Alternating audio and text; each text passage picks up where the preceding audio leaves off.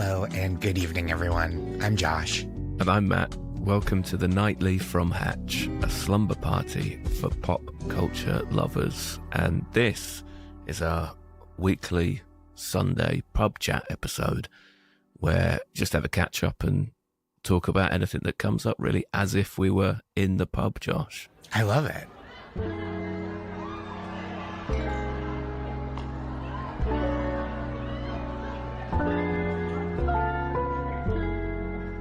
How are you? Yeah, I'm very well, thank you. Yeah, just unwinding from the week, just trying to, just kind of level out a bit. Excellent. Been really busy, drunk way too much caffeine. Oh shoot, I've been there. yeah. So just trying to, just calm down. But I'm good. How are you? I'm doing all right, thank you. Similarly, just trying to relax. I've got a big next couple of weeks coming up, so I've really been trying not to wear myself out too much. Just trying to get what I have to do done, and then kind of dial in for this couple weeks of I have to go to a place. I know this is so common for probably many of our listeners, but I have to go to a place for 2 weeks, Monday through Friday, and be there all day, and I am not used to that. Like a job. It's very job-like, yeah. It's job adjacent. Man, I'm sorry to hear that. Yeah, it's rough. It's a loss anytime that has to happen, but I think I'll manage. I just because I've been freelance for so long and on the road so much, I do now feel like when I have to be any place for 8 hours straight, I'm and people can just look at me. And I can't just lie down for 5 minutes because that will raise red flags. Yeah. It's such a strange thought, isn't it? But then there's also the flip side of it, is that when something like that comes up, there is a bit of my brain that goes, oh, great, structure. Mm-hmm.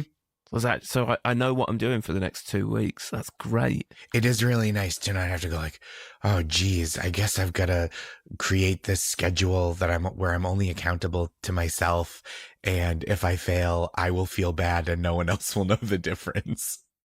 That's the worst, isn't it? I am simultaneously the worst boss and the worst employee of all time. Just no discipline whatsoever. The whole corporate structure over here at Gondelman Enterprises is just top to bottom in need of a reorg. Yeah, HR, it's in the bin. Mm-hmm. But yeah, this is great. I mean, it's always nice to be back here on a Sunday. How's the weather? I heard you've got a bit of is it full spring? Is that the word? Yeah, they call it false spring or fake spring. It's been really, really beautiful. The kind of first days of I'm gonna wear shorts. I'll still wear a sweatshirt on top, but yeah, it's been getting up to about 70 Fahrenheit in New York, which is very pleasant. And I think it's gonna snow again next week, but we'll figure that out when we get there. We'll cross that bridge when we get to it. Nice. This is a very important question, Josh. Something that could kind of make or break a friendship. Yeah. Would you ever wear shorts on stage as a comedian? I don't think I have ever. Mm-hmm. I think the only exception I would personally make is an outdoor show in a park or something when it's very hot. But an indoor stage or even an outdoor stage that's a theater, amphitheater, I think I would go pants and just sweat it out. What about you? I've always liked you, Josh. It's the correct answer. I think that's the only, I think it's always got to be pants. I think you're right, though. There is a place for it. If it's the height of summer, there's a heat wave and it's outdoors, there's an argument to be made. If it's a festival where you're there for a couple of days or whatever. But generally speaking, I've got a mate he's just worn shorts inside at a club before. And I mean, I couldn't even begin to broadcast some of the names that I called him. I just hated it. I don't want to see your knees. I also, in part though, whenever I see it, I'm God, to feel so free. I wish I could feel that free, but not maybe in that way. Like, it's not like I want to wear shorts that badly on stage. I certainly could. Well, yeah, you could, but you can go back to the hotel, and what you do in your own time, Josh, That's is right. up to you. I even out on the town. I could wear shorts walking to get coffee or going to a museum. But once I get on stage, I do try to dress. Do you have like a guideline for how you try to dress? Do you have like a dress code for yourself on stage? Yes, I do. So I always got told as a young performer, you should always be one step up from the audience. So I think that's great. Yeah, one stage smarter. So if they're in, jeans and a t-shirt, you wear jeans and a shirt. Just one step up. Yep. And I do agree with that entirely. And I always take new shoes with me. I've got stage shoes because I think having mucky shoes is just such a no-no. Yeah. Here's one for you. Okay. How do you feel about the general public trying to be funny? Okay. I think about this a lot. I do think a lot of people who are not professionally funny are very funny. And I think that's wonderful. Like, I think every comedian I know, I bet you have one at least, have like friends that they grew up with where you go, that's the funniest person I've ever met. And they'll never get on stage. Yeah, completely. On the other hand, I do think that sometimes people who come to like an attempt at professional comedy without a community, without coming through a scene, sometimes can make mistakes or somehow repeat tropes or whatever that you would not repeat if you came up under people who could go, hey, someone's already kind of done a thing like that. Or like, actually, this isn't super cool. I think sometimes you get the sense of like, oh, there's nobody to help and guide them because they're so solo. Yeah, I totally get that. Basically, I bring it up just because there's another one of these things that's happened recently when the government or, I don't know, any sort of government adjacent entity want to name something and they go to the public. Oh, sure. Get the public to name the thing. Yep. Fraught with danger. Yeah. Because the problem is, I think you do find people who are not funny, but think they're really funny. And everyone in their life would agree that they're not funny, but they still think that they're very funny. It's the worst kind of person. And I think it attracts them. But there's one in this list that made me laugh. So I thought I'd run them by you. Please, I would love this. It's the Met Office in the UK. Okay. And they want to name some storms. Okay. And apparently, the public has been able to suggest names every year since 2015, but only about 20 are usually chosen. Okay. I didn't even know that you could name storms, but apparently they were revealed by a Freedom of Information request to the Met Office. So, got a few examples here. These are some that were put forward. So these weren't ultimately chosen. We'll get to those. Okay. Stormy McStormface. So this is the problem, right? This is the exact Bodie McBoatface thing of like, it's been done. You know what I mean? Like it's a real that's what she said situation where it's like you can make anything make anything face. And there's a number of people that will be like, aha, I recognize that as a joke. Yeah, that's the one that really gets to me. Yep. Is the something McSomething face. It's been done. It's over. It's dead. Yeah, forget it. It's over. Keir Stormer. Not bad. Okay. Don't mind that. David Blowie. Sounds a little too suggestive. Possibly some other connotations there. I think we go to the same place with that. I can see why that one hasn't been picked up. Similarly, I can see why the next one hasn't been picked up because it doesn't. On the face of it, I can't actually see a pun here. Okay. Storm Prince Andrew. Oh, okay. Yeah, I don't think there's a pun at all. I think they're just like, we're putting two bad things together. Yeah, it's just a bit on the nose. Yep. That one. Bruce Springstorm. I like the attempt. I think we're trying something there. That was the one that I saw the cogs turning. I see the potential. Yeah, there's something there. 50 Shades of Rain. Mm, Doesn't really work. not quite there, yeah. And Stormzy. Okay. But that is just That's just his name. Stormzy. Yeah. Yeah. Yep. I don't think you can really have that. It's like having Gail Right. Platt. That's such a. Yeah. In fact, that wouldn't be a bad one. Gail Platt is a character from Coronation Street. Because at least you change the spelling and yeah. Yeah, you do. Yeah, but that was Stormzy with a Z. It's just Stormzy's name. A classic. So the ones that were chosen, Okay. of more than 50,000 suggestions for the 25-26 season, this is so rubbish. They've gone with Amy, Bram, Chandra, Dave, Eddie, Finola, Gerard, Hannah, Isla, Yana, Kasia, Lilith, Marty, Nico, Oscar, Patrick, Ruby, Stevie, Tadg. That's Tadhg. Oh, yeah. I've heard that name. Is it? Where's that for? Is that a sort of Scandinavian? I don't know. Tadhg. Oh, I think it is Irish.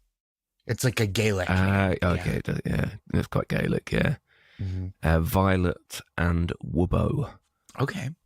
So there you go. Chandra hit the UK and Ireland at the end of January, and Dave is next. Okay. So I'm of two minds on this, because I do prefer, if Bruce Springstorm, that we're trying something here, but just imagining the news being like, as Bruce Springstorm has ravaged the coast, hundreds have lost their homes. It just feels like It's like maybe not the time for a pun, but it's also very funny that they just are like, suggest us normal names. Yeah, you can. That's probably why they've steered clear of it. Yeah, you can't do the 15 are missing, 4 are confirmed killed after Dame Judi Drench came through. It's disrespectful. Have you ever been to Colorado, Josh? I have been to Colorado. Have you ever been on the pedestrian crossing at the intersection between US 85 and East 60th Avenue in Commerce City? I don't think I have. That is not a familiar intersection to me. Well, more fool you. The police arrested a guy there who was on that crossing on a unicycle, juggling fire this week. What did they arrest him for? Well, that's what I was trying to figure out, because that's not a crime, is it? Doesn't sound like a crime. He was wearing a red hat, blue trousers, and colourful jacket. Still not a crime there. Nope. Necessarily. You could even go on stage with that outfit. He absolutely could.